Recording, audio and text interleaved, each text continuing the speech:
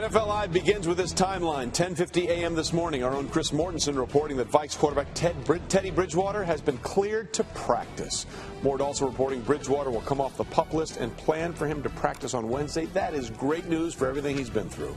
Meanwhile, just past noon, NFL head officiating Al Riveron said today, quote, "No doubt about it. It was clear and obvious," end quote, to overturn Jets tight end Austin Seferian-Jenkins' touchdown catch in the fourth quarter against the Patriots. Others may have differing opinions about how clear and obvious it was. Hi, everybody. Welcome into NFL Live. Glad you are here with us. This is Trey Wingo. That's Adam Schefter. That is the always stylish Ryan Clark. And that is the man who keeps it all together for us, Lewis. Yes, Riddick. I am. Look, guys, lots to get to, and we'll begin with what could be the end of Aaron Rodgers' season after breaking his collarbone Sunday in the first half in Minnesota. In case you hadn't seen it, here's the play in question. He avoids the rush, throws it to Martellus Bennett, who was wide open, but after the throw, there you see Anthony Barr drive him into the ground, breaking the right collarbone, which, of course, is his throwing shoulder, which means could be lots of issues. Stating obvious, the loss of Aaron Rodgers to injury definitely hurts. But as a football team, we have to move forward. Aaron's a great player. He's a huge part of our success and our program, but this is the state of the National Football League. You have to deal with all your injuries. First and foremost, it's one of my closest friends, so to see him go down with that, it's devastating, no question about it. We still got to play football, so we got a long season ahead of us, and we got to figure out what we're going to do. He's the heartbeat of this team. It runs through him. He's the best doing it in this game, so he takes a lot of pressure off us. So it just means now that we got to pick it up and substitute some of that energy, some of that leadership, some of those small things that he does all week and during the games that keep us going. Well, one thing that is synonymous with the Packers over the year has been stability at quarterback. In fact, since 1992, Brett Favre's first year in Green Bay, the Packers have used an NFL low 6 different starting QBs. Following them are the Giants with 9 and the Patriots with 10. Let's compare that to, say, I don't know, maybe the Browns, who have used 34 different quarterbacks over that time frame. And, of course, that carousel is still spinning after Kevin Hogan made his first start ever on this Sunday. So let's start an overreaction Monday with the news coming out of Green Bay. And how much of an overreaction is it to say the Packers are officially done for 2017? Overreaction, not an overreaction. This is not an overreaction. It's a wrap. What I'm most upset about is that we didn't have more emotion. We didn't have more from Coach McCarthy. Aaron Rodgers is a great player. Aaron Rodgers is one of the greatest quarterbacks to ever play this game. And when he goes down, it's okay to be panicked. You don't have to put on a front for everybody like it's going to be okay and it's the next man up. No, it's not. Not when it's Aaron Rodgers, because the dude playing behind him, although his name is Brett, it ain't Brett Favre, and it ain't when he was balling back in the day. So, yes, this is an issue, and it's not an overreaction. It's a wrap, and the other teams in the conference ain't even that good, and it's still over. All right, so I think we know where Ryan stands on this. Lewis, what about you? I don't know how to really follow that. Try. But it's an overreaction for sure, because I'll tell you this. Aaron's the best ad-lib quarterback. But you said it's an overreaction or not an overreaction? No, it's not an overreaction. Okay. It's a wrap. It's over. I'm agreeing with you. I'm just going to say it a little bit differently. Yeah. I'm going to say it a little bit We were confused. I just want to make sure it's not an overreaction. Okay. Look, he's the best second reaction player in the National Football League at quarterback. This offense works better when it's out of structure. You've seen how many big plays they produce. Now, you can't ask Brett Hundley to do that. Mm-hmm. He's going to play within structure. And when he plays like that, this offense is a little bit predictable. Remember, Aaron has complained about that in the past. Yeah. And you saw what did the Vikings do in this game? They started bringing the house on Brett Hundley. And next thing you know, Harrison Smith is blitzing. Harrison Smith is picking off passes. And I think that's what it's going to look like now, especially if these offensive tackles do not stay healthy. There's a big problem. That's another huge issue. There's a big problem. And they lost their offensive guard, Lane Taylor. Okay, so they both say it's not an overreaction. It's done. See you later. We look forward to 2018. What do you say? I say it's an overreaction. Now, Adam! Yeah, let's go. Why is that? Voice of reason. I'm going to tell you why it's an overreaction to say their season is done. First of all, last I checked, if we look at the schedule, factually, okay, they have how many more games now, Trey? They have 10 more games. 10 more games. Tricky Adam. Hold on. Was it over for the Rams in '99? Was it over when the Germans bombed Pearl Harbor? Big free agent quarterback Trent Green and replaced him with a guy on the bench named Kurt Warner. But they have, was it over? Was it over for the Dallas Cowboys last year when they lost Tony Romo and they replaced him with rookie fourth-round pick Dak Prescott? No, it was not. Now, I'm not telling you that Brett Hundley is taking them to the Super Bowl. I'm just saying that Brett Hundley has a chance to be better than people realize. No question. To make this team competitive. Okay, wait, do they have a chance? Do they have a chance with Brett Hundley at quarterback to make it to the Super Bowl? Do they have a chance? Okay. Do they have a shot other than like don't give me to Adam? They would if they weren't missing 3/5 of their offensive line and their secondary wasn't in shambles. They would not. We don't know. They barely had a chance. They would. Look, Aaron's the best in the world. There's too many. That's not an argument. That's not what we're talking about. There's too many things that they're missing. It's bigger than the quarterback. Tony Romo, Aaron Rodgers, and Drew Bledsoe, Tom Brady. But here's what I love about Adam's point. And, I think factually he has a point. He does, but it's not just about the quarterback. No, wait. It's going to come full circle. Because last year we had Adam and I were having a discussion about another quarterback, and it's over. And I brought up people like Kurt Warner for Trent Green and Tom Brady for Drew Bledsoe, and your response was, yeah, but those are the outliers. So now, a year later, I've learned from my mistakes, Jack. I've learned. A year later, you're swinging the pendulum all the way back over here. See, Shifty is shifty. You gotta catch him every once in a while. Shifty. For whatever it's worth, in recent history, this happened in 2013. It was his left collarbone, which is his non-throwing collarbone as opposed to the right one. He missed 7 games. The team went 2-4-1, and then Aaron came back heroically week 17 at Chicago to win the game, win the division, and get them. Did we see how this offensive line looked? Not good. The game? Not good. But big like that all year. This offensive line looks no worse than the Houston Texans offensive line did when they put Deshaun Watson in, who could run around.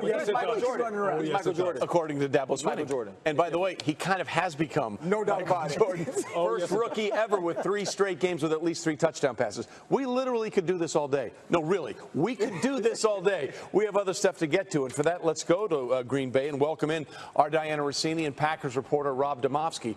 Okay, honestly, Diana, 2/3 of the set here says it's over, it's done. Is that the mood in Green Bay right now?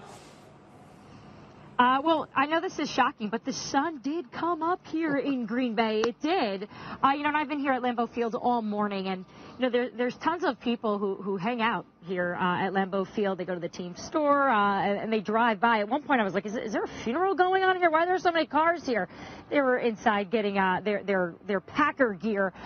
We had some people actually ask us, do we think that Brett Favre is coming out of retirement to replace Aaron Rodgers? But, of course, we now know that is not the case. He's not going to be coming out of retirement. The job, of course, belongs to Hundley. So, Rob, can you tell us more about what the coaches see and now the starting quarterback of the Green Bay Packers? Yeah, it's another Brett, but it's Brett Hundley. And this is a guy, Diana, that they have really liked for the last 3 years. His rookie year out here, he was a preseason star. He was able to run the offense effectively, move out of the pocket. They love his mobility.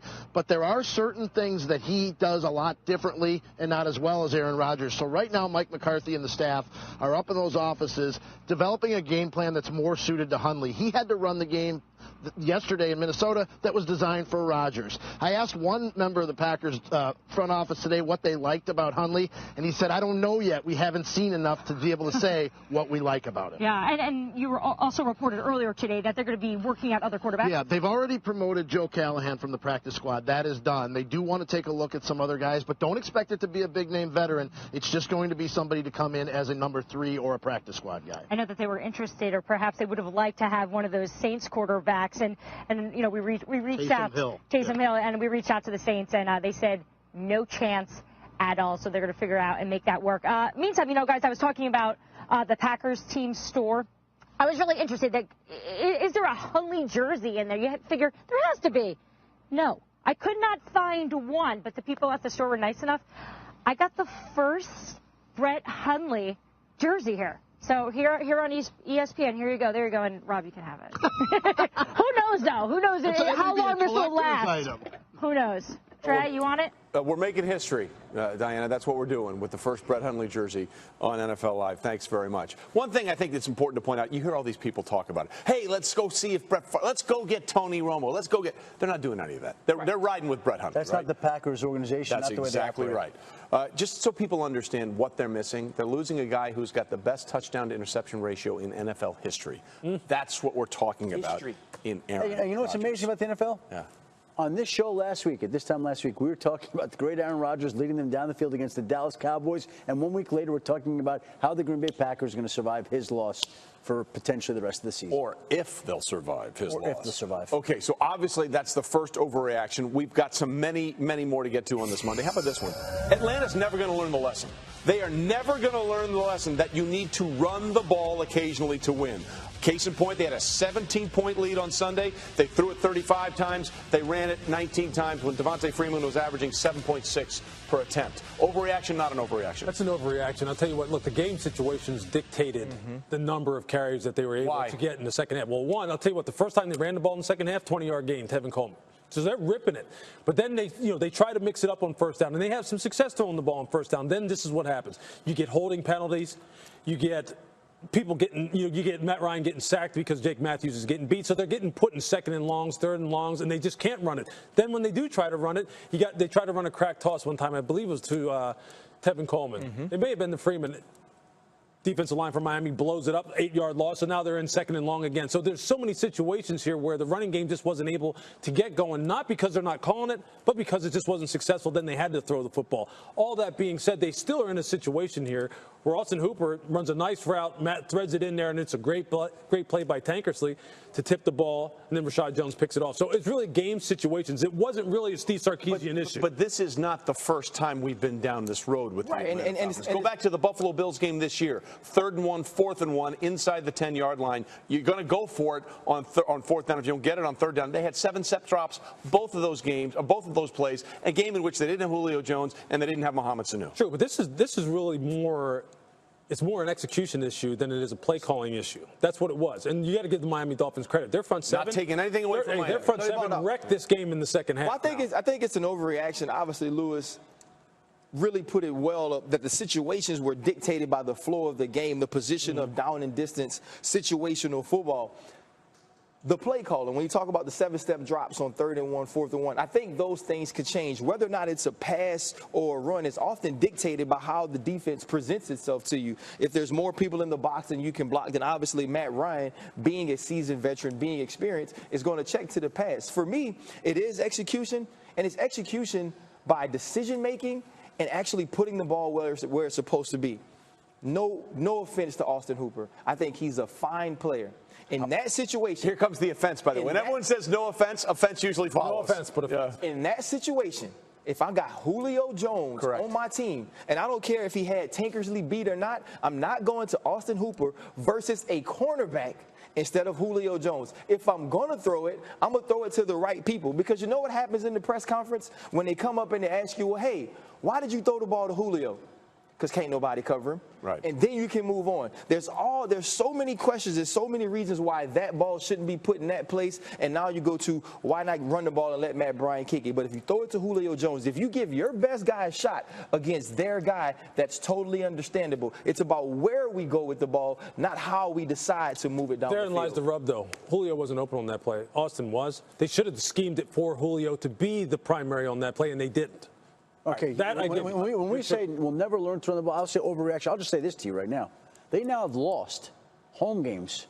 Correct. To the Buffalo Bills and Miami Dolphins. Correct. I mean, Miami has Jay Cutler. It's not right in Atlanta that goes beyond the play calling. There's just a general vibe, a malaise from the Super Bowl, a hangover from the Super Bowl, changing offensive coordinators, whatever it may be. You can't lose home games to those teams and think that all is right. Especially when you had a 17-point lead at home again. Look, and I get what you're saying about the scheme, and I get what you're saying. You had 47 seconds left in that game. You had 2 timeouts. The entire playbook was open. That first throw that he made after they got inside the 30-yard line or right around the 30-yard line was completely unnecessary. Right. You were gashing them on And also, though, you look at the throw to Taylor Gabriel on the post.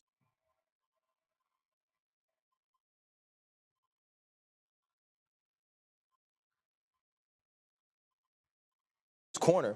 That's an opportunity. Taylor Gabriel cuts it short. Matt Ryan throws it up the field. It's a miscommunication between those two. That ball is open. And obviously, I know it's always if this happens and if that happens. They didn't hit that play.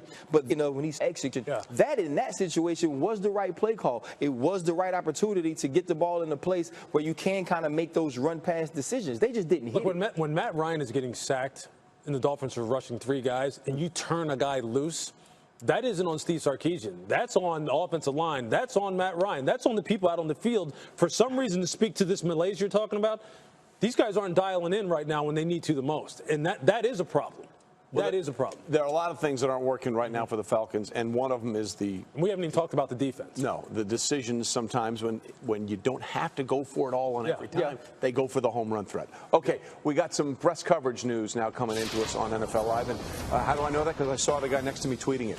Adam Schefter just did this. A Broncos wideout Emmanuel Sanders is going to miss Sunday's game with that sprained ankle. That's per head coach Vance Joseph. Adam, it looked bad in the loss when Landon Collins went in low. Playing the ball, by the way. He was playing the ball.